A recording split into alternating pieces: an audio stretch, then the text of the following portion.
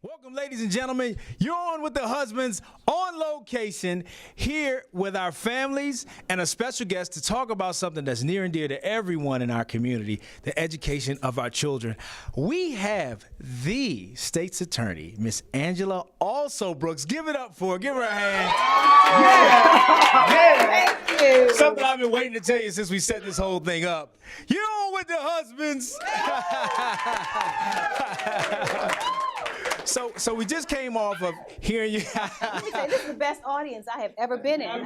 Look, They are excited. They are, man. excited. But I did. they're excited because we're talking about their education, That's right? right. Yeah, that's what's up. Yes. Absolutely. And we just come Less off of enthusiasm. hearing about your education rollout. Yes. And something that I heard you say that got me really excited, which was making it about the kids. So many times when we talk about education, you said this, it's all about who's in charge, who's in power, who dealing with the adult side of it. Yes. But dealing with the kids, that's something that's near and dear to me. And I just kind of want to, for us to come and have a conversation about the things that we want as parents, as students, just all together as public servants, coming together and talking about it, because you yourself are a parent and you have some of the same concerns that we have. What would you say are your major concerns, even coming from the perspective of a parent? Well, one of the things, and I had a chance to talk about it a moment ago, really is the morale of the school system. Oh, So when yeah. we talked about not talking about kids first, that is something that is of so much concern to me. And I think it should be. That every Absolutely. conversation we have about education has to start with what is best for children. Absolutely. We go from there to talk about their parents and their teachers. hmm That, to me, those are the three most important parts of any education: these students, their teachers, and their parents. And so really keeping the focus there is important. But the morale of the school system is something that's been of concern to me. I have watched us politicize the education of these children Yeah. in a way that I think has done great harm to our system. To be frank with you, I'm sick of seeing it on Fox 5. Oh, I am. I absolutely. want our Absolutely. children not to look on the television Mhm. and to see the dysfunction that has been such a core part of our system. It is harmful to our children. It's harmful to our school system. It's harmful to our county.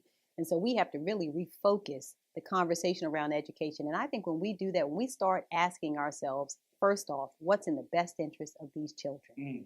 then we get to the right answer and to the right solutions. And so that's going to be something that is important to me, is making sure that it's all focused on kids. Yeah, What's best for our children. Yeah, and you said something. As morale, and especially the kids being excited. My kids and I were having conversations because we have one that's going into high school, and Better know which one that one is going into middle school. is. Is it Stacy? That's right. Stacy, yes. That's right. That is Stacy, the daughter of Stace, the speaker. But she Stacy's ready. Stacy gave me eye contact and a shake. She She's did? ready. Yes, she Oh, is. wow. She is ready. Yeah, you gonna get that dollar after this. No, but she's pretty serious. But I was talking to my son, and we're having conversations about what schools everybody wants to go to. My son said, I want to go to Largo like Dad went to Largo. And I think that the fact that how he hears, because we went to Largo, we're friends and we grew up there, and he hears all the stories and us having fun and just the different experiences from school. And that's giving him the impression of there being a lot of life and joy and, that being associated with the schools. We got to get that back to the kids. And sometimes I think, like, how do we get that? How do we get the kids excited about school again? You said something that was so critical, and I have to really compliment you on this. Your son feels good about education because you do. Mm.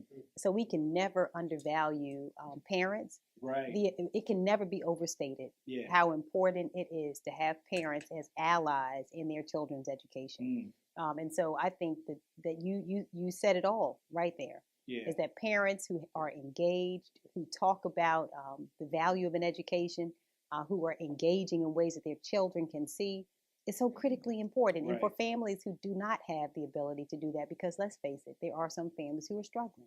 Yeah, that's true. And in that case, we have to find a way as a community to make sure that every child is cared for. Yeah. So that means in the instances where families, for whatever reason, are not able to engage, that means that's when the faith community comes in, Oh, yeah. nonprofit organizations come in, businesses. And so we have to find a way to replicate, in the cases where it's not possible, what your children are receiving in terms of having a parent who is engaged in their education. There is no substitute Parents are their kids' first educators. Absolutely. And most important educator. Yeah. And when you find that you have an engaged parent, you will have a successful child. You know, I was talking to Spencer earlier. He brought up a great point about just, like you said, the importance of the parents being the educators or our kids moving forward, right? And actually, I'll let you ask that question as far as our kids advancing in the classroom and moving our kids ahead. Yeah, well, like Stacey was saying, we were talking about it, and there was a concern amongst myself and some other fathers and mothers in the community. We've been noticing that some of the kids seem to be getting pushed through. You know, and it's a concern. You know, we're not doing our kids any service, and you're saying how important they are not only to the family but to the county and to the world ultimately. With that concern, what are your thoughts? How are you approaching this if brought into office? You know, what a disservice we do to our children when we don't prepare them. If you can think about the concept of sending a child into the world who's unprepared, that's how I feel about pushing children through any system. And so we have an obligation that we can't reassign to anybody, and that is an obligation to make ready our children to face the workforce and to provide for themselves and to contribute to their communities. And that means that we can't cut steps. It means that we have to insist on rigor and a certain standard that we will not go beneath. I think that, and I've heard this said, that there's bigotry in low expectations. And we ought to be clear that there's bigotry when we say that our kids cannot reach a certain standard. Of course they can, if we make the standard clear. And so I think that we have to change the culture in our school system that says that there are certain standards below which we do not go.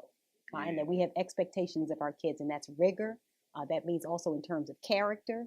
And I don't think that it's inappropriate for us to say so. We understand as adults that you can't be successful unless you have certain character. That my father taught me a long time ago that your character on any given day will outpace your abilities. And so sending kids through a school system who are not only not academically prepared, but who don't also have the coping skills and have the life skills to navigate is critically important. So no, we won't.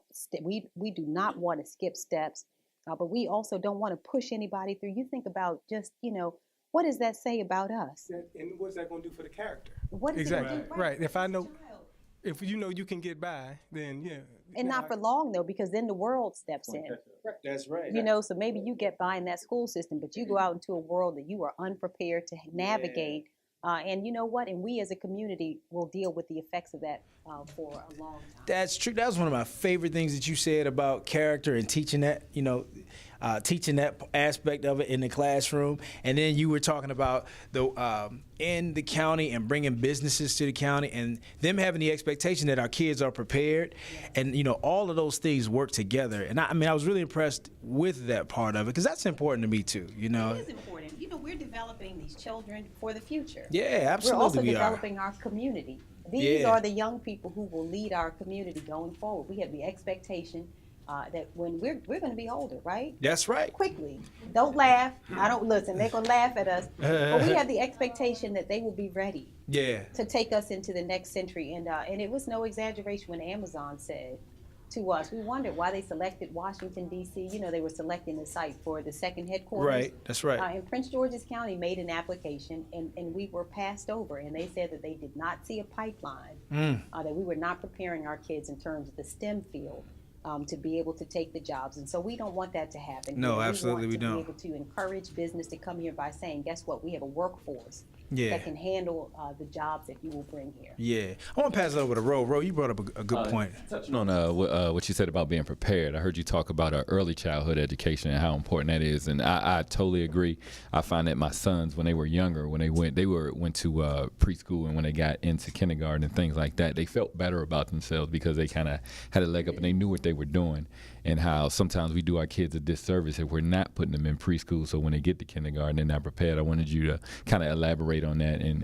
Yeah, one of the things I've come to understand as a mother is that how difficult it can be for some families. And so when I talk about pre-K education, I talk about it not just from the standpoint of making sure that the kids have what they need, but also that we provide support to families.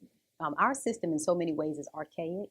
and that we don't provide education until 5, which assumes that mothers don't work, and many mothers do now work. Yeah.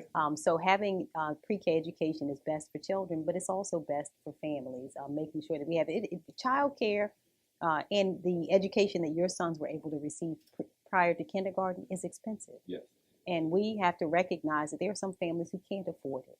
They just can't afford it. And this is an issue that I've worked on as state's attorney. Affordable child care is an issue.